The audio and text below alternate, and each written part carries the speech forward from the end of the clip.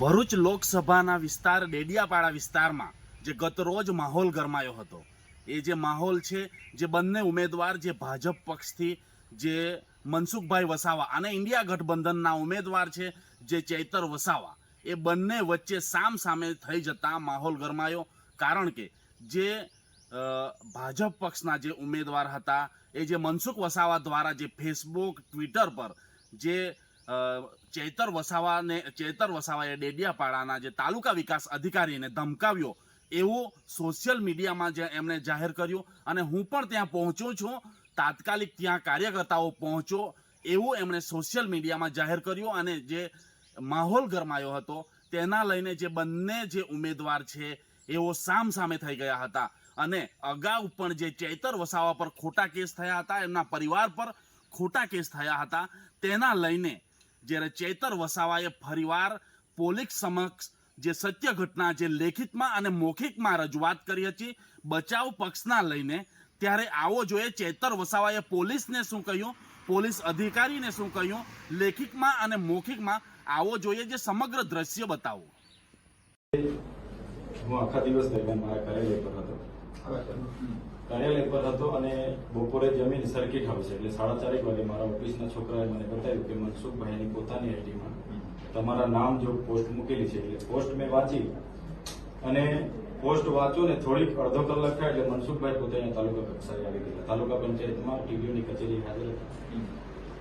હું પણ મારા 6 મહિનાથી યોજનાકીય કામો બંધ છે, મારે પણ પીવાના પાણીના મનરેગાના બધા કામો ચાલુ કરવાના, હું પણ ત્યાં ગયો. મારી ફાઇલ પણ ત્યાં ડીડીઓ ડેપ્યુટી ડીડીઓને આપી છે, મારા બજેટની ફાઇલ પણ આપી છે. અને એમને મેં કીધું કે તમારે આ બાબતે શું છે, નામજોગ છે તો ખુલાસો આપો. તમારા પીઆઈ પંડ્યા, પ્રકાશભાઈ પંડ્યા સાહેબ પણ ત્યાં હતા. આ ખુલાસો આપણે માંગ્યો છે અને એમણે પોતે ત્યાંથી આવીને એમણે એવું સૂચવ્યું છે કે આવી કોઈ ઘટના નથી બની, છતાં એ અહીંનો માહોલ બગાડવા માંગે છે, લોકોને ઉશ્કેરવા માંગે છે અને પોતાના પદનો દુરુપયોગ કરવા માંગે છે. આપણા માધ્યમથી તમામ લોકો પર કાયદેસરની કાર્યવાહી થઈ વિનંતી છે. અમે શાંતિમાં માનીએ છીએ, સંવિધાન લઈને ચાલીએ છીએ. આવનાર દિવસોમાં એ લોકો કહેશે કે અમે તમારી સાથે આવી રીતના ખુલ્લી ખીલથી કરવા માંગીએ છીએ, અમે કોઈ વાંધો નથી, અમે ખીલખીલ વાળા માણસ. પણ પીઠ પાછળ દર વખતની જેમ આ વખતે જો ખંજર રોકવાની કોશિશ કરશે, અમે લડી લેવાના મૂડમાં છીએ. અને આ વિસ્તારમાં એમણે જાહેર આમંત્રણ આપીને બધાને ઉશ્કેર્યા છે. કાયદોની વ્યવસ્થા ખોળવાય, કોઈ પણ શાંતિનો માહોલ દોડવાય, સંપૂર્ણ જવાબદારી મનસુખભાઈની પોતાની રહેશે. અને અમે કોઓપરેટમાં માનીએ છીએ. અત્યારે હમણાં બી એમને મળીને જ વાત કરી છે. એટલે આના પર તમે ધ્યાન આપજો, ગંભીરતાથી લેજો. અમારા ઘણા કાર્યકરો છે, ચાહકો છે, આવનાર દિવસોમાં હજારો સંખ્યામાં અહીંયા આવશે. એટલે કોઈ પણ વિષય વસ્તુ બગડે એની જવાબદારી મનસુખભાઈની રહેશે. અમે બને ત્યાં સુધી બધાને કોઓપરેટ કરવાનો પ્રયાસ કરીએ છીએ. હમણાં બી જેટલા લોકોના ફોન આવ્યા મેં કીધું કઈ એવી ઘટના નથી ઘટી, પણ પછી એ લોકો એવી જ રીતના અમારી સાથે વર્તન કરશે તો અમે બી ખુલ્લા છે, મેદાનમાં છે, જોવાઈ જશે પછી. हमारी सिर्फ आपसे इतनी रिक्वेस्ट है, लॉ एंड ऑर्डर आप प्रॉपर मेंटेन करेंगे. अर्जी के ऊपर जो तपास है वो हमारा काम है, हमारे पास छोड़ दीजिए. हम इसका पूरा कानूनी तौर से जो कार्रवाई होगी वो हम करेंगे. बट ये कहीं भी लॉ एंड ऑर्डर उसको फिर हम स्ट्रिक्टली हैंडल करेंगे, चाहे वो आपकी तरफ से हो चाहे वो अपनी तरफ से. बिल्कुल बिल्कुल कोई बात. तो इसमें हम आपका भी सहयोग चाहते हैं कि आप अपनी तरफ से पूरा का पूरा इंश्योर करेंगे कि आपकी तरफ से कोई प्रोवोकेशन नहीं हो. उधर से होता है तो हमें जान करिए, आप हमारे पास आइए, हम डील करेंगे उसको. बिल्कुल हम आपको पूरा कोऑपरेट करेंगे, लेकिन वो लोग बार बार हमारे पे अटैक करेंगे तो हम भी सह के नहीं चलेंगे. आप हमारे फिर हम भी खुले में आ जाएंगे. आप हमारे पास आइए. आप कर उनके वो करकर आपको जोर लगाकर वो कायदे को भूल जाते हैं वो लोग. सही बात. अभी तक जितनी घटना बनी है डीडीयापाड़ा में साहब, ये कायदे को साइड पे रख के बात किया. मेरी बात सुनिए, कायदे का इम्प्लीमेंटेशन हमारा काम है.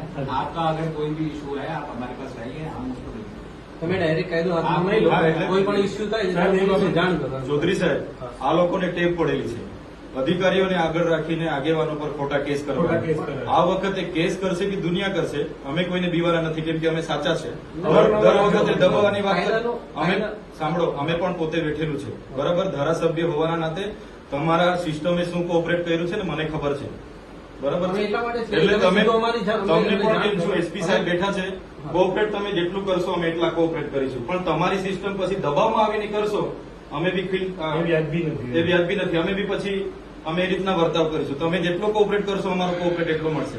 પણ તમે આમ એક સાઈડ ડિસિઝન લેશો તો અમે બી પછી ખુલ્લા મેદાનમાં છે. તમારે પછી એવું કાયદો- હા, અમે બેઠેલું છે. ઘટના એવી બની છે પીએસઆઈ અહીંથી જઈને ત્યાં ફરિયાદ લે છે.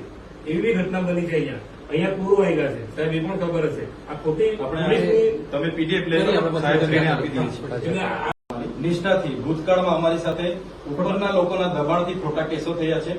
આ વખતે કરશે તો અમને કોઈ વાંધો નથી, પણ અમે ખુલ્લા મેદાનમાં પછી તમારી સાથે ઘર્ષણમાં આવીશું, પોલીસ સાથે ઘર્ષણમાં આવીશું. એ ચોખ્ખી વાત છે. હવે અમે નથી સહન કરવાના. જો બહુ સહન કર્યું છે.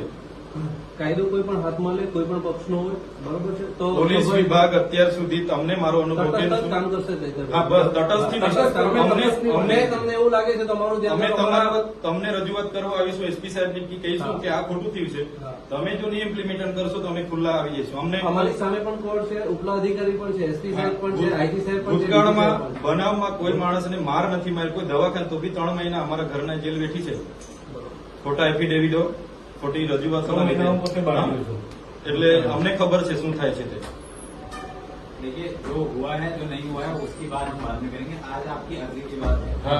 उस पर हमने क्लियर कट आपको बताया है. हम સોશિયલ મીડિયાના માધ્યમથી મનસુખભાઈએ પોતાની આઈડી ફેસબુક, ટ્વિટર, ઇન્સ્ટાગ્રામ પર મારા નામ જો તાલુકા વિકાસ અધિકારીને ધમકાવ્યા હોવાનો આરોપ મૂકેલો છે અને પોતે ઉશ્કેરણીજનક પોસ્ટ કરી છે કે બધા તાલુકા પંચાયત ડેડિયાપાડા પહોંચો, હું ત્યાં નીકળી ગયો છું. પોતે અહીંયા આવીને ડેડિયાપાડામાં માહોલ ગરમ કર્યો છે, ઉશ્કેર્યો છે માહોલને, બધા ભાજપના આગેવાનોને ભેગા કરીને અને ડેડિયાપાડાનું શાંતિનો માહોલ બગાડ્યો છે ગેરકાયદેસર મંડળી બનાવીને. અમે શાંતિ ઈચ્છીએ છીએ એટલે અમે કાયદો અને વ્યવસ્થા જળવાઈ રહે એ માટે પોલીસને જાણ કરી છે અને જ્યારે પણ કાયદો અને વ્યવસ્થા ખોળવાશે તેની સંપૂર્ણ જવાબદારી મનસુખભાઈ વસાવવાની રહેશે.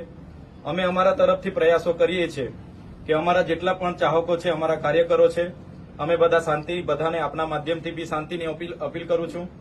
પણ જે રીતે વહીવટી તંત્રએ ભૂતકાળમાં ભાજપના ઇશારે જે ખોટા કેસો ઉભા કર્યા છે એવી જ રીતે આ વખતે ખોટા કેસો ઉભા કરવાની કોશિશ કરશે અને અમને પરેશાન કરવાની કોશિશ કરશે તો આ વખતે સમગ્ર ગુજરાતના લોકો એક થયા છે. આવનાર દિવસોમાં ખોટા કેસો ઉભા થશે તે દિવસે આ જ પોલીસ સ્ટેશનમાં લાખોની સંખ્યામાં ગુજરાતના લોકો ઉપસ્થિત થશે. એની જવાબદારી પણ મનસુખભાઈની રહેશે. અમે શાંતિ ઈચ્છીએ છીએ. કાલે ઉઠીને પણ મનસુખભાઈ કહેશે કે ચૈતરભાઈ આવો આપણે બેસીએ, તો અમે 5 આગેવાનો એમની સાથે બેસીને એનો શાંતિપૂર્ણ નિકાલ થાય એ પ્રયાસો અમારા રહેશે. પણ વહીવટી તંત્ર અને પોલીસ હોય કે ભાજપના લોકો હોય એમનો ખોફ જમાવવાની કે રોપ જમાવવાની વાત કરશે તો અમે છેલ્લી પાઈ પર ઉભા છે. આવનાર દિવસોમાં અમારે ઘર્ષણમાં ઉતરવું પડશે ભાજપ સામે કે વહીવટી તંત્ર સામે, તો અમે ઉતરવા પણ તૈયાર છીએ. છતાંય આજે આપના માધ્યમથી કહેવા માંગુ છું, જેટલા અમને સહકાર મળશે એટલો સહકાર એમને પણ આપીશું. ભૂતકાળમાં જે અમને વીતી છે એ જ પુનરાવર્તન થશે તો આવનાર દિવસો ડેડિયાપાડામાં સંઘર્ષ ઉભો થશે. એટલે આપના માધ્યમથી મારા કાર્યકરો, મારા ચાહકો બધાને હું વિનંતી કરું છું કે બધા શાંતિપૂર્ણ માહોલમાં પોતપોતાના ઘરે જઈને શાંતિથી આરામ કરો. જે પણ કંઈ થશે એ ન્યાયિક રીતે આપણે વિચારીએ છીએ. આપણે સંવિધાનમાં માનવાવાળા લોકો છે. આજે તાલુકા વિકાસ અધિકારીને એક ધારાસભ્ય તરીકે 6 મહિનાના કામો નથી થયા. બધું બારોબાર એજન્સીઓ સાથે એમણે આયોજન કર્યું. 6-7% મનરેગામાં લઈ લીધા, નલ સે જલમાં લીધા. બધી યોજનાઓ કરોડો રૂપિયા, આદિ આદર્શ ગ્રામના 68 કરોડ રૂપિયા વાપરી કાઢ્યા. વિકાસશીલ તાલુકાના 3 કરોડ 90 લાખ રૂપિયા વાપરી કાઢ્યા. નાણાં પંચના વાપરી કાઢ્યા. તો કેમ તમે એજન્સીઓને અહીંયા લાવીને અમારા ગરીબોના પૈસા વાપરવા બેઠા છો? એટલા માટે જ કામ કરાવવા માટે અમારી સૂચના હતી અને આ લોકોએ ખોટી ફરિયાદમાં ઉભા કરવાની કોશિશ કરશે તો આવનાર દિવસોમાં ખૂબ મોટું આંદોલન આ વિસ્તારમાં ઉભું થશે. અને અમે હવે સત્યની લડાઈ પર છે. અમે ક્યારે દબાવવાના નથી, સંવિધાનને લઈને ચાલીએ છીએ. એટલે આપના માધ્યમથી વહીવટી તંત્ર પર પણ અપેક્ષા રાખીએ છીએ કે આમાં ન્યાયિક તપાસ થાય, નિષ્ઠાથી તપાસ થાય. એકતરફી તપાસ થશે ને ખોટી કાર્યવાહી કે ખોટા કેસો ઉપજાવવામાં આવશે. આવનાર દિવસોમાં અમે હજારોની સંખ્યામાં રોડ પર ઉતરીશું અને બધાનો સામનો કરીશું. ધન્યવાદ. જય આદિવાસી.